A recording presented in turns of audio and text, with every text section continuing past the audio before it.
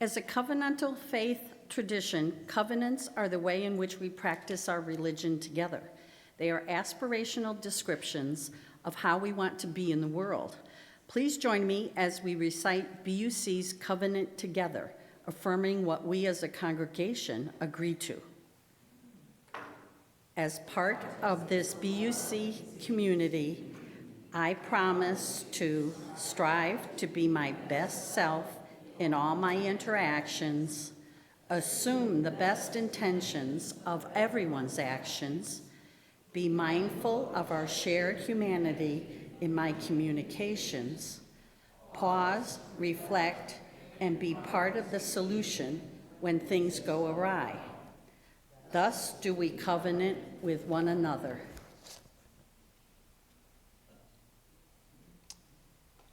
I wrote this song a long time ago, but I've never performed it before, so I hope you like it.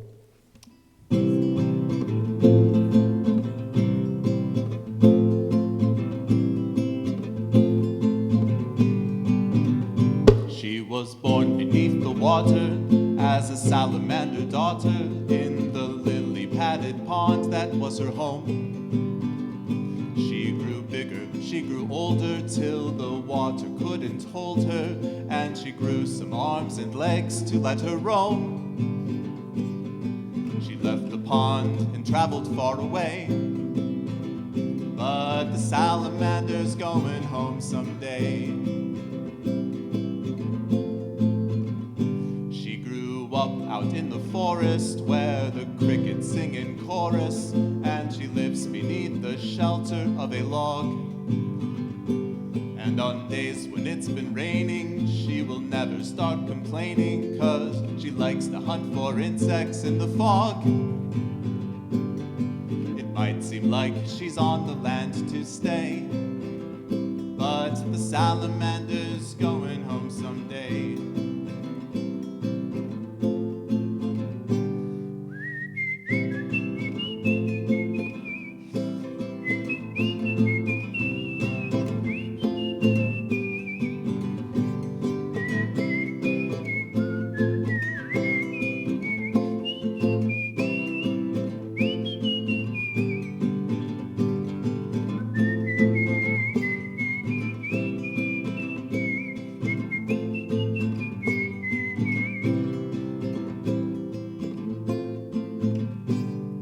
One wet day when it is warmer, she'll be coming round the corner to the lily-padded place she knows so well. And she'll help with the creation of another generation, brand new salamander stories yet to tell. Let's make sure the pond is never drained away, for the salamander's going home someday. Let's make sure the pond is never drained away, 'cause the salamander's going home someday.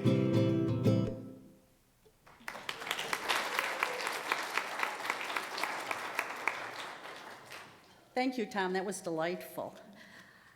Good morning, Birmingham Unitarian Church. Good morning. Come on, we need to cheer us up. Good morning, Birmingham Unitarian Church. It is good to be together again. Whether you are joining us here in the sanctuary, remotely via Zoom, or watching this recording later, it is good to connect with you. As a multi-platform church, it is important for us to build a bridge between online and in-person participants. We will project the image of folks who are currently on Zoom up here on a screen and ask them to turn their cameras on and give us a wave. Now, we who are gathered in person will turn to face the camera in the back of the sanctuary and give them a wave.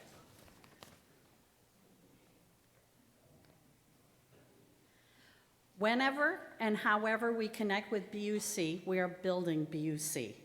At home, on campus, in the world every day, we are Birmingham Unitarian Church, and we are building the beloved community.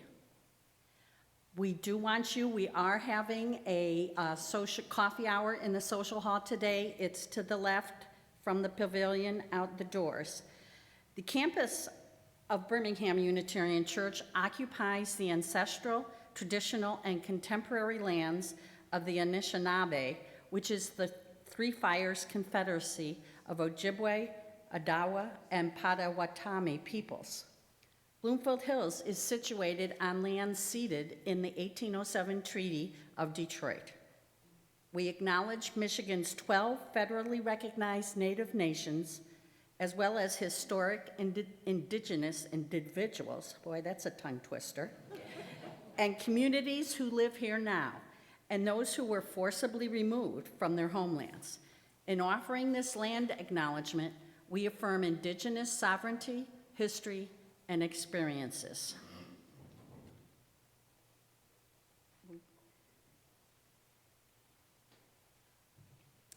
The chalice lighting is, the poem is Light is Returning by Charlie Murphy. Light is returning, even though this is the darkest hour. No one can hold back the dawn. Let us keep it burning. Let us keep the flame of hope alive. Make safe our journey through the storm. Please rise in body or spirit to sing our first hymn, number 21 in the Great Hymnal, For the Beauty of the Earth.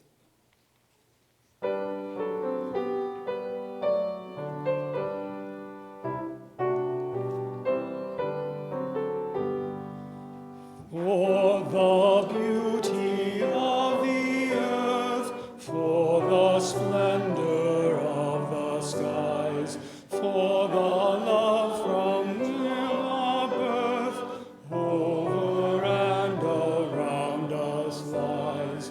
Source of all, to thee we praise, this our hymn of grateful praise.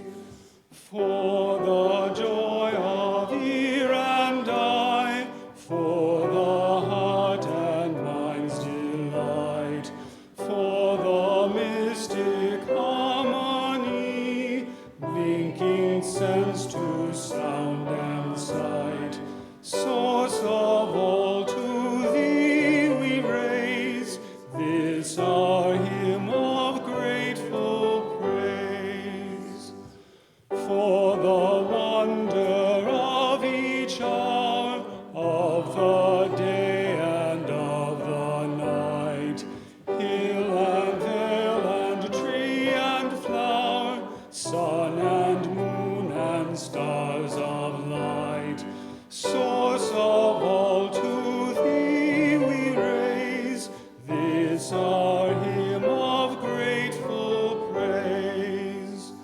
For the joy of human care, sister, brother, parent, child, for the kinship we all share, for all gentle thoughts and mild. Source of all, to thee we raise, this our hymn of grateful praise.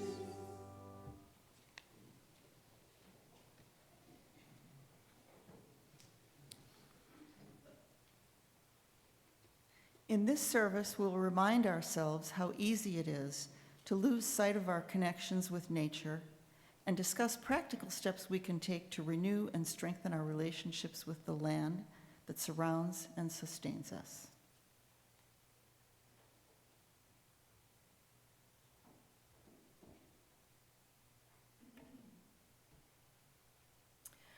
Once upon a time, there was a boy, about 14, who lived with his family in a small lodge in a beautiful forest of beech and maple trees.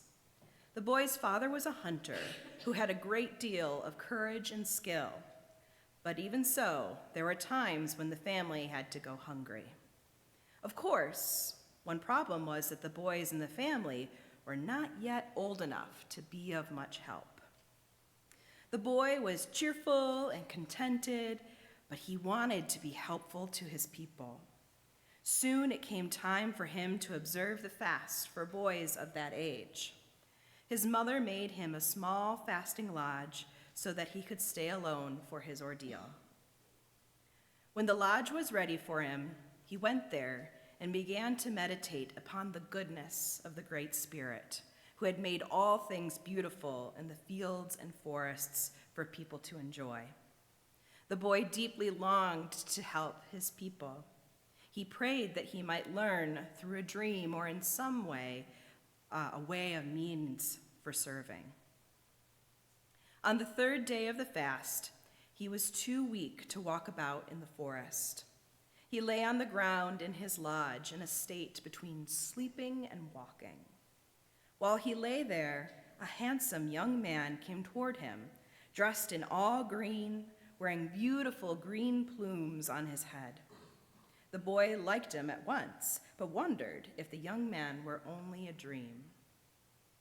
"The Great Spirit has heard your prayers," said the handsome young man. His voice sounded like the wind sighing through the grass.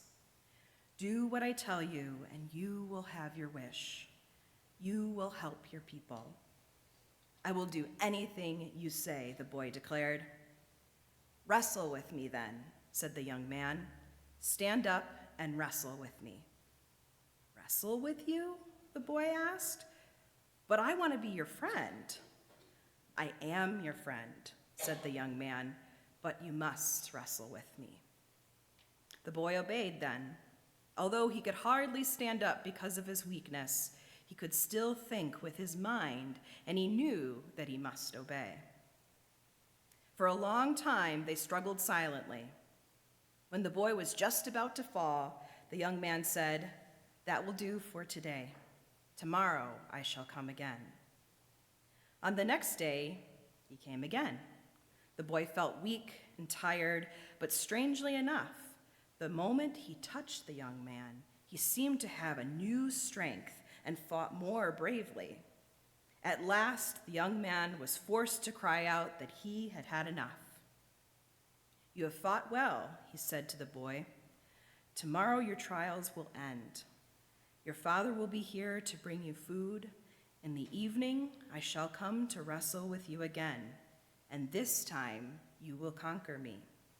I know this because you are destined to win.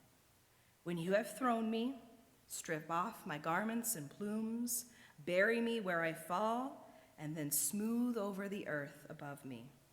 From that time on, keep the place moist and clean. Once a month, be sure to cover me with fresh earth, and finally, if you do all this, one day you will see me again, clothed in my green robes and wearing my plumes."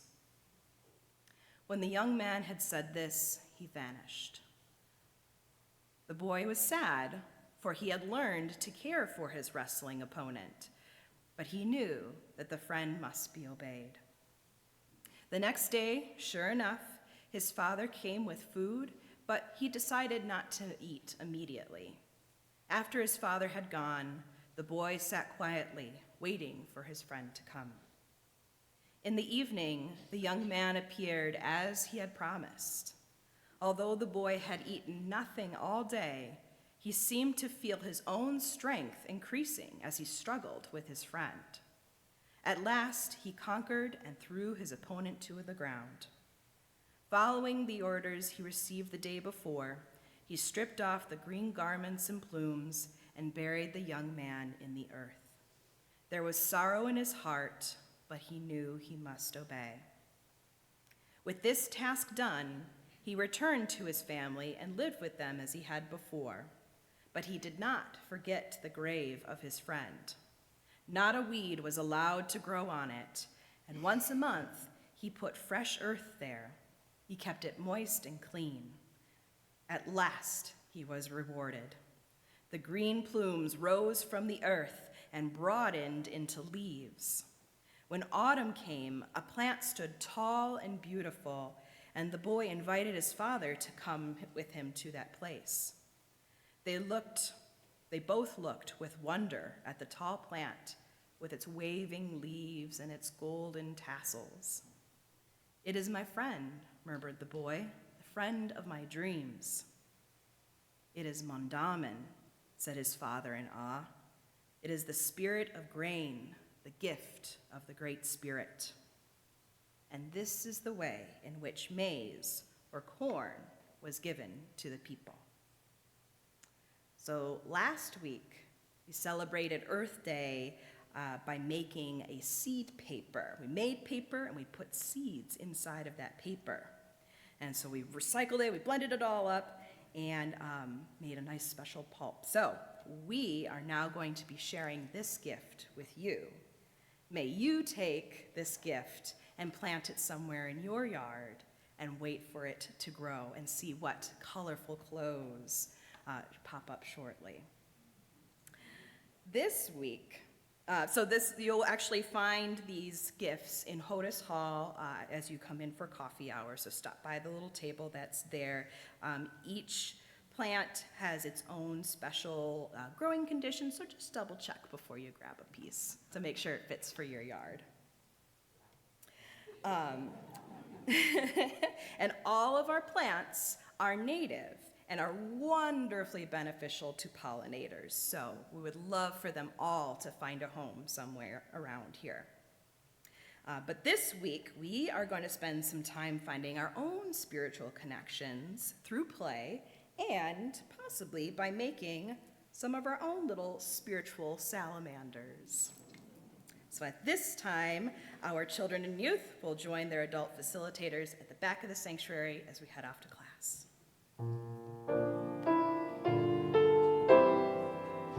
For you shall go out in joy, for you shall go out in joy, and come back in peace, and come back in peace.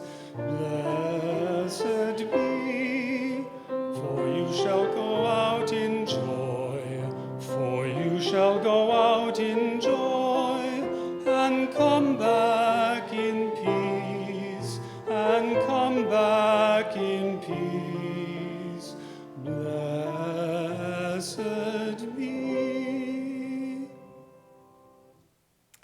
The mission, the mission of Birmingham Unitarian Church is to be a free and welcoming religious community that encourages lives of integrity, learning, service, and joy.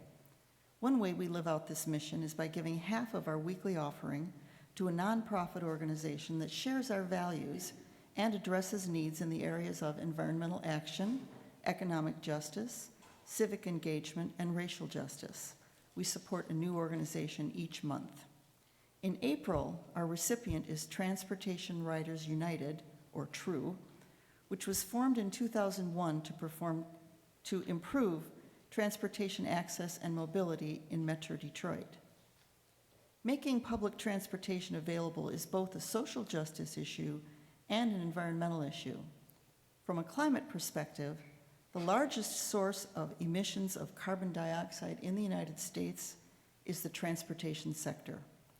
Shifting from cars to public transportation can reduce up to 2.2 tons of carbon emissions annually per person, with U.S. citizens accounting for 16 tons per person per year versus 4 tons globally per person. Transit has a big role to play in addressing climate change. Is now a good time for the video?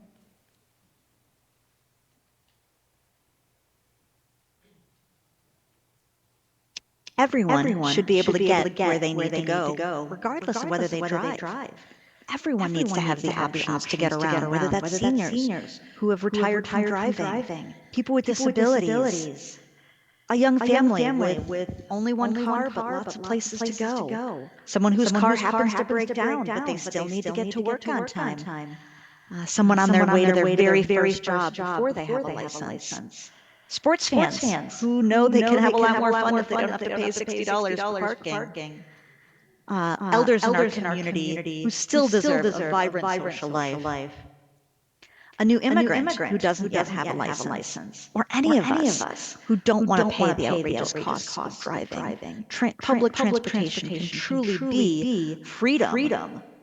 Yet all too often in this region, it feels like driving determines your destiny. And And even though we have some great public transportation systems, DDOT, SMART, Ann Arbor, there are places that they don't go, and they don't run frequently or reliably enough to truly be convenient options. But that's a choice our community can make. We don't have to put up with constant traffic and crashes and climate change and the flooding it causes. We can invest in a different future where everyone has choices for how they get around. That's what Transportation Riders United is all about. We educate, advocate, and mobilize to fight for more and better public transportation and other affordable, sustainable mobility options for the greater Detroit region. We've had some great success getting public transit on the countywide ballot, mobilizing thousands of volunteers and supporters to make the case that transit is worth investing in, and the voters supported it. We had a huge win to finally expand transit throughout all of Oakland County. We will soon see bus routes added into Bloomfield Hills and connecting places like Oakland University, 12 Oaks Mall, and other places that right now you can't go if you don't drive. That was one exciting success, but we've got a lot more to do to not only watchdog how that expansion goes, but improve bus reliability, restore state investment in transit, expand engagement, and make plans for even bigger, because our community can be one where everyone has choices to get where you need to go, whether that's across town, across the region, or just around your community. Everyone should have the freedom of public transportation. So please support Transportation Riders United and join the fight for great transit. So next Saturday, May 4th, TRU and the Citizens Climate Lobby will have organized a public transit event where you can ride various forms of public transit and then get together for lunch in downtown Detroit. I think there will be flyers in the lobby, in the pavilion after? No? We'll send some around with more information. Let there be an offering in support of our beloved community and organizations that build the world we dream about. This morning's offering will now be received with gratitude.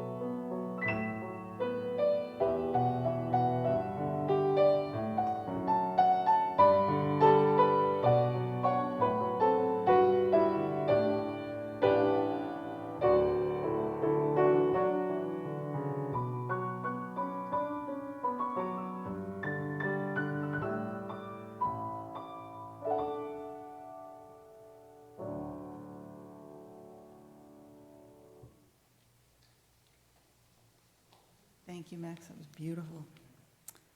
Ushers, please come forward.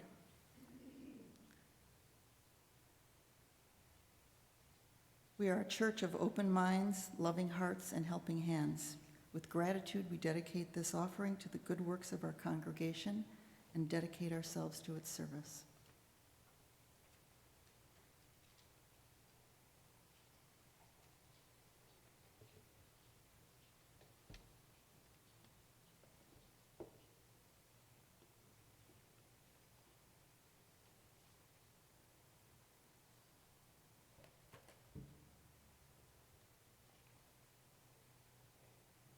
feel very short right now.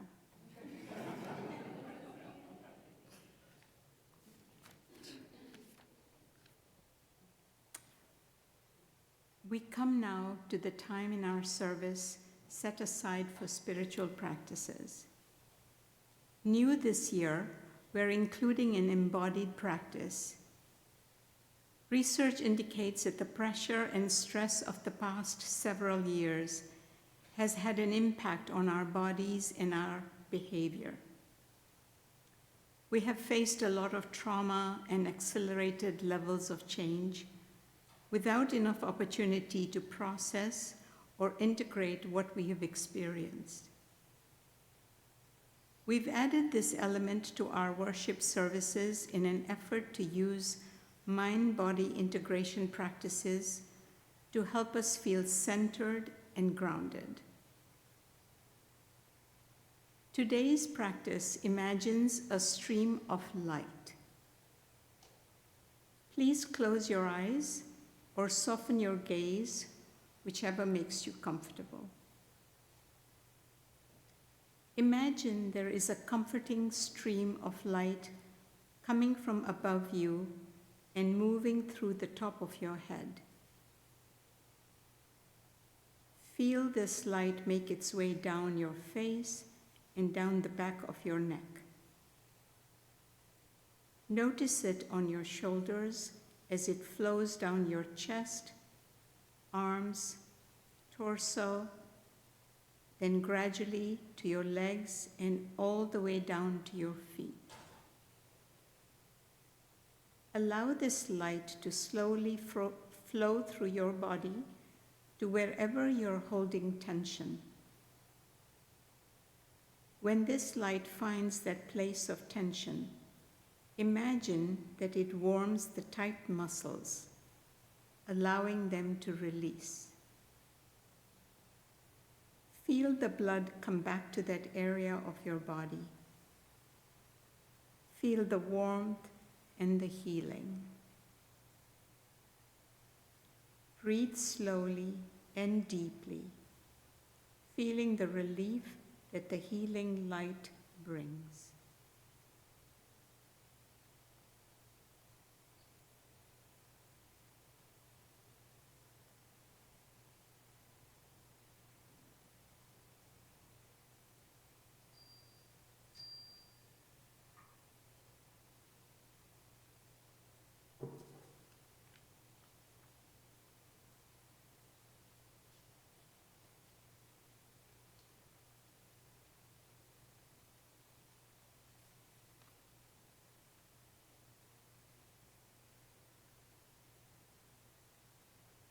You may open your eyes. Our congregation shares joys and sorrows at this point. We have a couple of joys, so I will read them. Jason and Avery Pulver completed a fabulous run of Mamma Mia at West Bloomfield High School last night. Bravo, boys.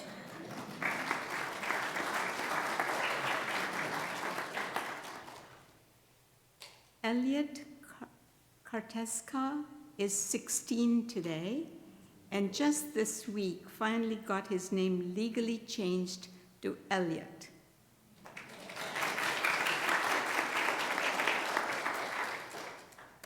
And this is a message from Art Hillman, and he says,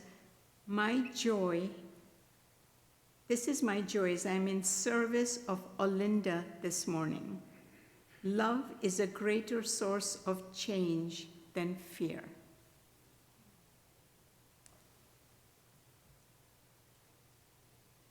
We also share your sorrows, which may be too painful to verbalize at this point. We hold you in our hearts and send you love and energies to make your load lighter.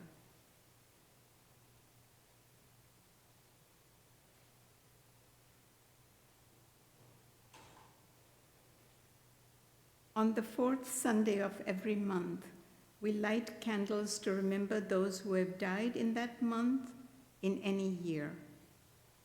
You're welcome to light a candle for anyone that you are remembering this day or for a concern in your heart.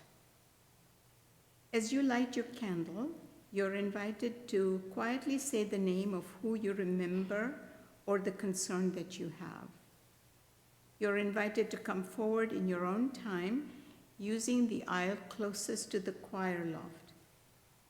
Please remember to place your lighted candle as far back in the candle holder as you can.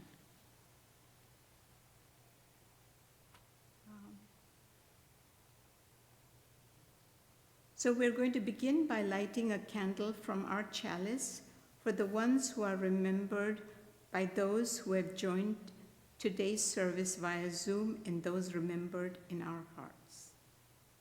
So, 1 minute.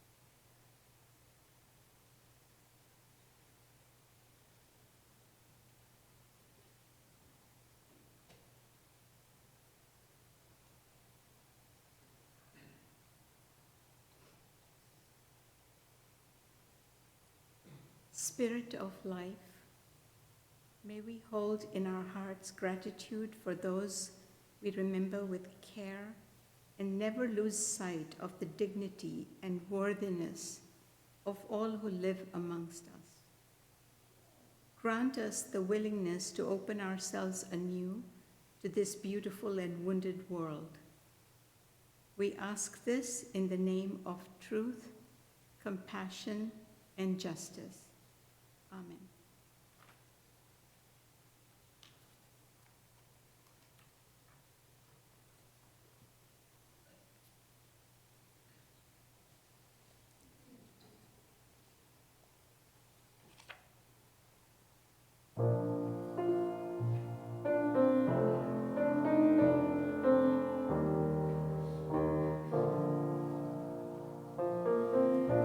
Comfort me, comfort me, comfort me, O my soul. Comfort me, comfort me. Comfort me, O my soul. Sing with me. Sing with me. Sing with me. Sing with me, O my soul. Sing with me, sing with me, sing with me, oh my soul. Speak for me. Speak for me. Speak for me. Speak for me, oh my soul. Speak for me. Speak for me. Speak for me, oh my soul.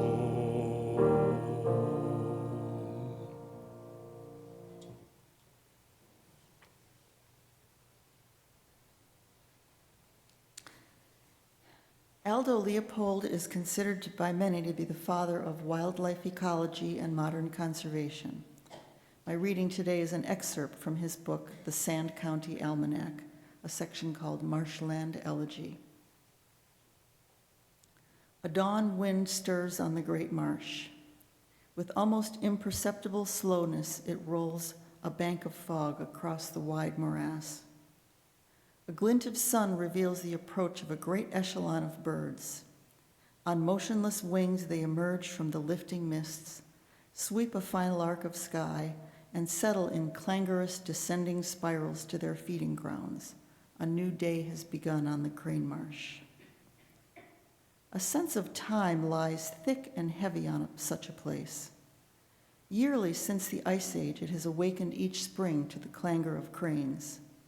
The peat layers that comprise the bog, are laid down in the basin of an ancient lake. The cranes stand, as it were, on the sodden pages of their own history. An endless caravan of generations has built of its own bones this bridge into the future, this habitat where the oncoming host may again live and breed and die. Out on the bog, a crane, gulping some luckless frog, springs his ungainly hulk into the air and flails the morning sun with mighty wings.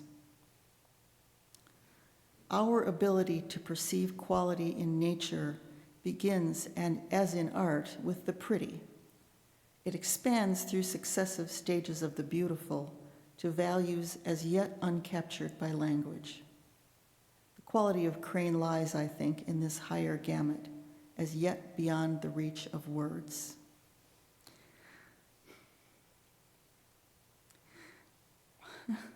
That's why I picked this, because it makes me cry. This much, though, can be said. Our appreciation of the crane grows with the slow unraveling of earthly history. His tribe, we now know, stems out of the remote Eocene, 50 million years ago. When we hear his call, we hear no mere bird. We hear the trumpet of the orchestra of evolution. He is the symbol of our untamable past, of that incredible sweep of millennia which underlies and contains the daily affairs of birds and men.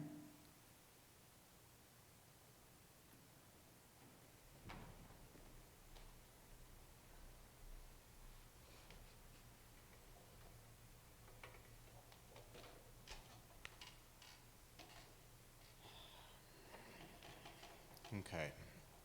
Hello? So this song is titled Back to the Land. When I wrote the first version back in 2007, I was fascinated by the question of how and why our ancient ancestors gave up their old nature-based belief systems in favor of more human-centric religions. And at the same time, I was exploring ways in my job to increase support for local conservation measures by encouraging people to rebuild their spiritual and emotional connections to nature. And to me, these questions seemed connected. I want to thank Amy Smalley for working with me during the pandemic to refine some of the lyrics and clarify the message of this.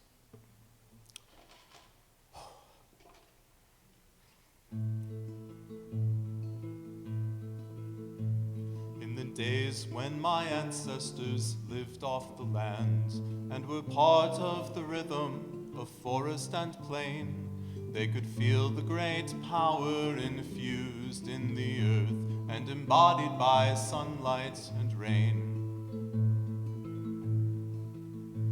Over ages of time, as our cleverness grew, and we learned to take more than the earth used to give, we lost touch with the land and the gods that we knew, and forgot how our ancestors lived.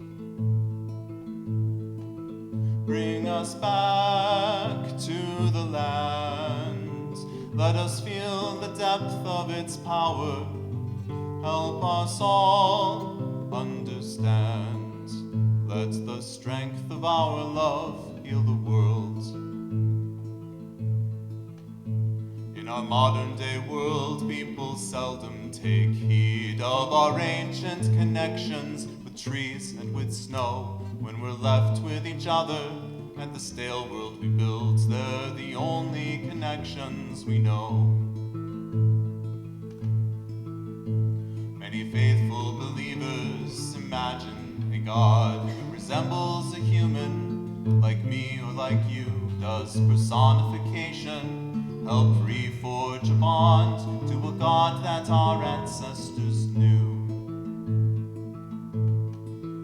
Bring us back to the land, let us feel the depth of its power, help us all understand, let the strength of our love heal the world.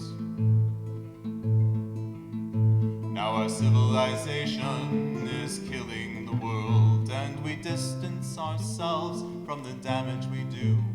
I fear loving our neighbors no longer enough. We must love all the rest of it too. All you faithful believers who worship a God who created the sparrow and counts every birth, may your faith and your love for the God you hold dear help convince you to love all the earth. Bring us back to the land, let us feel the depth of its power, help us all understand, let the strength of our love heal the world. Bring us back to the land, let us feel the depth of its power, help us all understand, let the strength of our love heal the world. Let the strength of our love heal the world.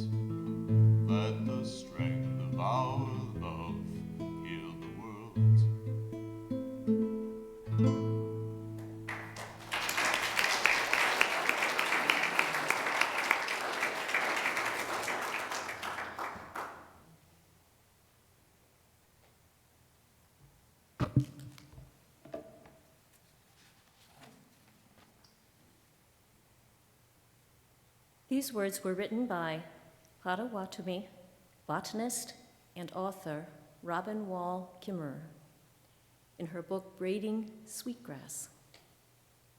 And I hope you appreciate that Kimmerer's words are being read by Kimmeree, because that does not happen to me very often.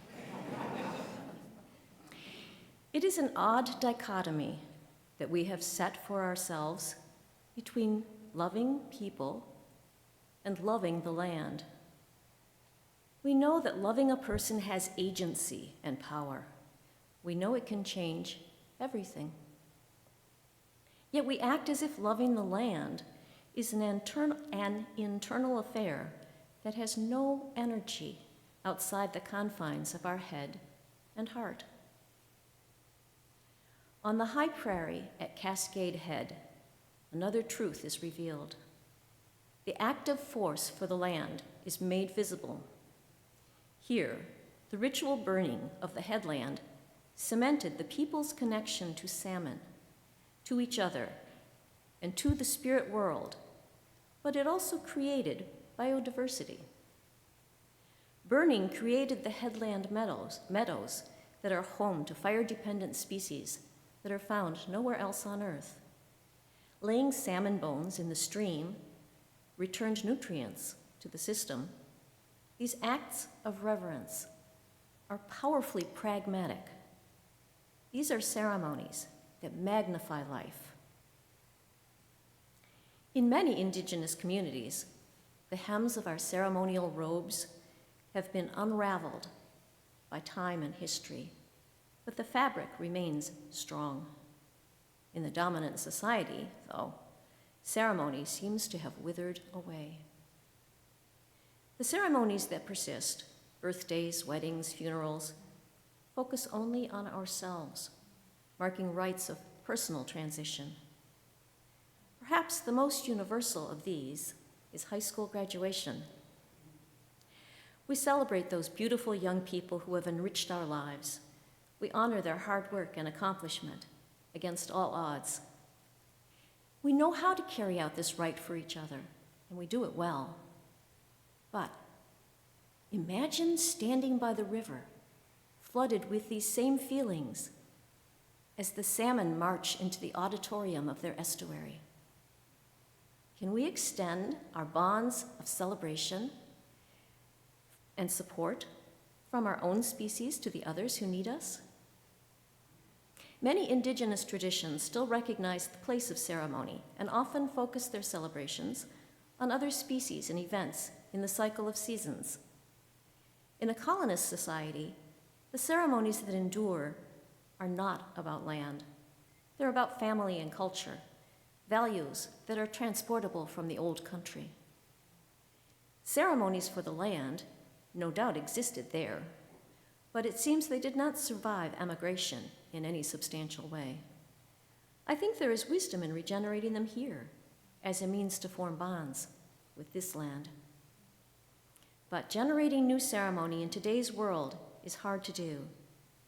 Educational events like wildflower weekends and Christmas bird counts are all steps in the right direction, but they lack an active, reciprocal relationship with the more than human world.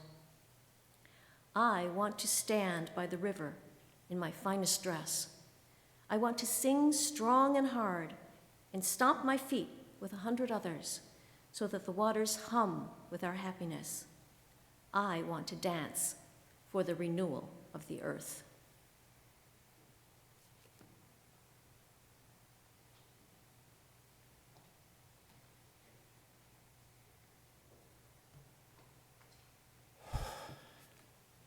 It's been a while since I stood before you. I want to thank Jane O'Neill and the Environmental Action Team for organizing this service, inviting me to speak, and for letting me share my music. Last week, Reverend Eric introduced the land ethic of Aldo Leopold, who also authored today's first reading. Leopold developed a new system of environmental ethics grounded in the Enlightenment philosophy of Immanuel Kant. The core principle of Kant's philosophy was that every human possesses inherent worth and dignity, and we recognize this as the first principle of Unitarian Universalism. Leopold expanded on this principle by enlarging the boundaries of community to include entire landscapes and ecosystems. Leopold said, "It is inconceivable to me that an ethical relation to land can exist without love, respect, and admiration for land, and a high regard for its value. By value, I mean something far broader than mere economic value. I mean value in the philosophical sense. A land ethic changes the role of Homo sapiens from conqueror of the land community to plain member and citizen of it. It implies respect for his fellow members and also respect for the community as such," end quote. Leopold's ideas were considered a bit radical in the mid-20th century, but even in his time, valuing the land for its own sake was far from a new idea. Indeed, if the religious beliefs and practices of indigenous peoples are any guide to our ancient past, then this idea could be as old as humanity itself. Many authors have drawn parallels between Leopold's land ethic and the beliefs and practices of indigenous Americans.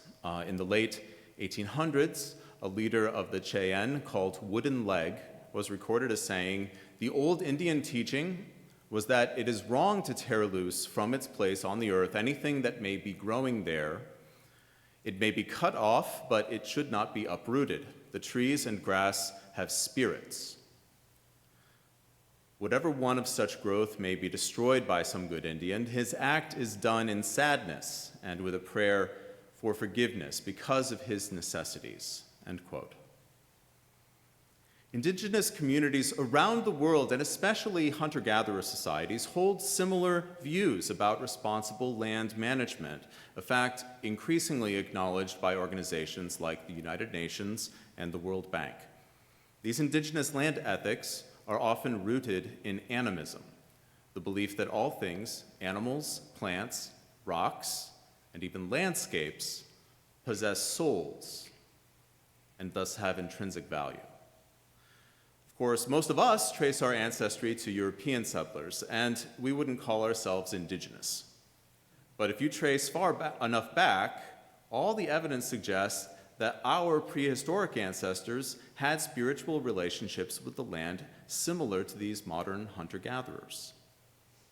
As Reza Aslan explains in his book, God, A Human History, and apologies, this is kind of a long quote, but it was too perfect. So, "Our gods, such as they were gods of the hunt. Our rites and rituals, our myths and legends, our very conception of the cosmos were powered by the mystical solidarity that existed between hunter and hunted. Then, sometime around 12 to 10,000 years ago, we swapped our spears for plows and transformed ourselves from foragers to farmers. Rather than hunting for animals, we began to breed them." Aslan continues, "To permanently settle, form, and modify the earth, to exert our will upon animals and utterly disrupt the way they are born, bred, and raised, all of this would have required a giant psychological leap in the way we think about the relationship between humans and animals, between people and the earth. For our Paleolithic ancestors, that revolution came in the form of a religious system dominated by belief in humanized gods. For it is the conceptualization of personal gods in human form that will give us the impetus to alter the earth to our advantage by inventing agriculture. Simply put, in transforming the gods of heaven into humans, we will transform humans into the gods of the earth," end quote. One has only to look at the single-species grass lawns and severely pruned shrubs of our suburban landscapes to sense just how deeply our society has internalized the need to control nature. And one has only to read the Ten Commandments or the Sermon on the Mount to get a sense for how human-centric our ethical systems have become. If Aslan's analysis is correct, then this makes perfect sense. If we spend most of our time interacting with other people, then of course our conceptions of spirituality and ethics should focus on our human relationships. Meanwhile, however, our civilization has massively expanded, to the point where it is no longer safe to ignore our environmental impacts. And I fear that our spiritual disengagement from nature has left us tragically insensitive to slow-moving disasters like biodiversity loss and climate change. Now, given the historical context, it's unsurprising that the first 6 sources of Unitarian Universalism focus on human relationships. But in 1985, UU's added a 7th principle, respect for the interdependent web of existence of which we are a part. The statement is brief, but significant. It doesn't say that humans should dominate nature, or even that humans are God-appointed caretakers. It simply reminds us that we are part of nature. This break from traditional Judeo-Christian theology was one of the things that most attracted me to UUism as a young ecologist fresh out of grad school. In 1996, UUs recognized the pagan origins of this idea by adding a 6th source to our bylaws. That source reads, "Spiritual teachings of earth-centered traditions which celebrate the sacred circle of life and instruct us to live in harmony with the rhythms of nature." Our 7th principle and 6th source send important messages in a century when people spend less time outdoors than ever before. Now, I don't consider myself pagan, at least not in the strict sense. I'm more likely to call myself agnostic or maybe pantheist. And I freely admit to having a weaker relationship with nature than I wish I had. As a professional ecologist, I spend most of my time meeting with colleagues, teaching students, and writing or conducting analyses on computers. But when I do take time to walk through a shadowed forest or to find a salamander beneath a log, I feel a deep resonance with pagan ideas about the oneness of life. Early in my career, I spent a lot of time working in forested wetlands. I tried to focus on my job, but nature had a way of intruding. One time, I noticed movement out of the corner of my eye while I was setting minnow traps on the banks of a frozen beaver pond. Just a few feet away, a small gray and white songbird, a junco, was foraging through the snowy reeds. Then I noticed a second junco just a few feet further on. And then I noticed a third and a fourth and a fifth. And as my awareness expanded outward in stages, I realized I was surrounded by hundreds of juncos who had all descended on the beaver meadow while I wasn't looking. And it felt almost as if they had accepted me as part of their flock. And in the stillness of that moment, I felt a deep connection to the life around me that can only be described as profoundly spiritual. Most of my recent interactions with nature happened in my garden, which now encompasses most of our yard. You might not think of a suburban backyard as wilderness, but even well-manicured lawns harbor a surprising amount of animal activity, and ours is anything but well-manicured. I've learned that it doesn't take much to invite wild things into your garden. Each time I plant another native flower or shrub or tree, I'm not just planting it for myself. I'm planting it for the insect larvae who feed on leaves, and the bees and butterflies and moths who visit the flowers, and the birds and chipmunks who perch in the branches, and the deer and the rabbits and the salamanders who hide in the undergrowth. A lot of Michiganders prefer broad monocultures of Kentucky bluegrass over tangled meadows. Our cities and our homeowners associations have even codified those preferences into local rules and regulations. But it doesn't have to be that way. Aesthetics are subjective. I enjoyed playing in the grass of our mowed lawn as much as any other kid, but my feelings shifted over time. I don't recall the exact moment when tangled weeds became more attractive to me than a mowed lawn. But if my perceptions can shift, then so can the perceptions of others. Over the past 10 years, I've noticed a substantial decrease in how many neighbors complain about my infrequently mown lawn, and an increase in the number who have complimented me on the wildness of my gardens. In that slow shift of community aesthetics, I see hope for the future.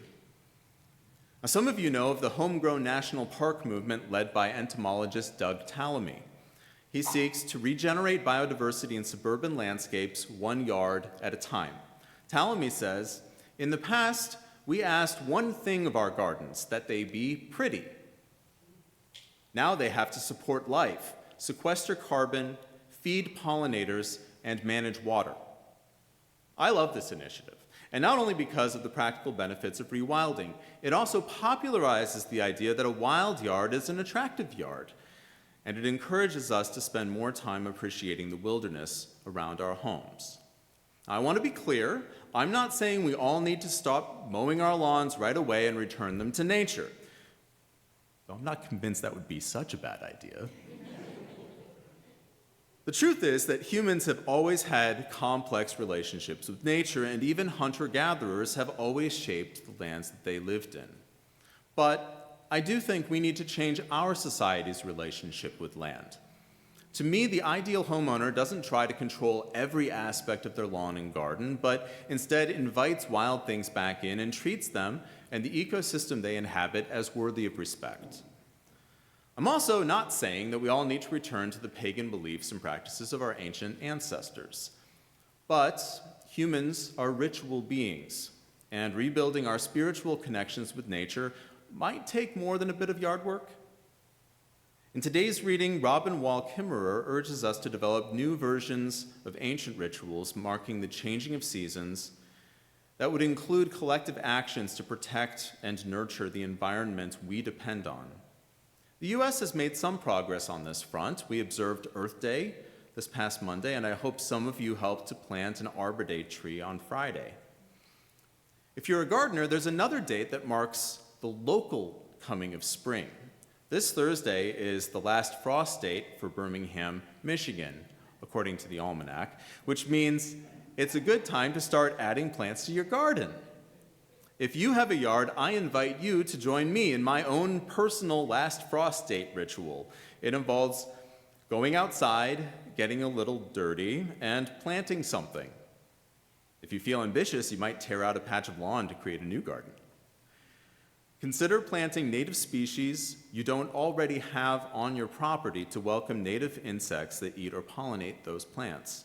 If you don't have a yard, consider helping a friend with their garden or volunteer to maintain the Capac Woods behind the church, right there. Whatever else you do this week, I hope you get outside, breathe in the spring air, and remind yourself that you too are part of the interconnected web of life that surrounds your home.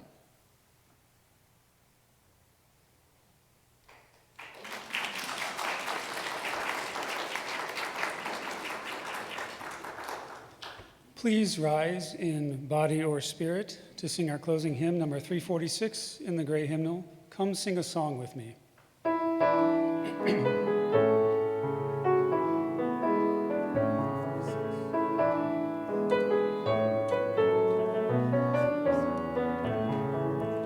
Come sing a song with me. Come sing a song with me. Come sing a song with me, that I might know your mind.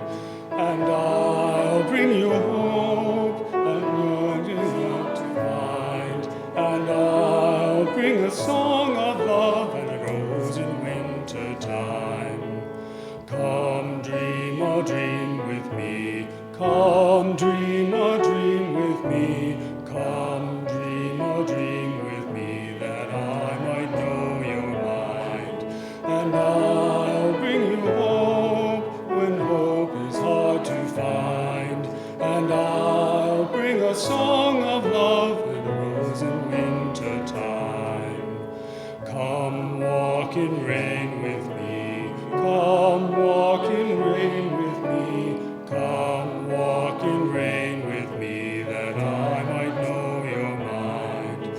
And I'll bring you hope when hope is hard to find. And I'll bring a song of love and a rose in winter time. Come share a rose with me. Come share a rose with me. Come share a rose with me, that I might know your mind. And I'll bring you hope when love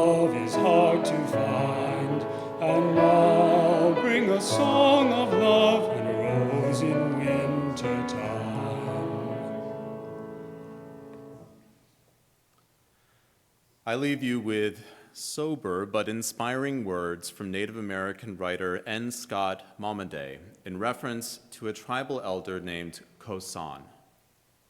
In Kosan and in her people, we have always had the example of a deep ethical regard for the land. We had better learn from it. Surely that ethic is merely latent in ourselves. It must now be activated, I believe. We Americans must come again to a moral comprehension of the earth and air. We must live according to the principle of a land ethic. The alternative is that we shall not live at all. Thank you.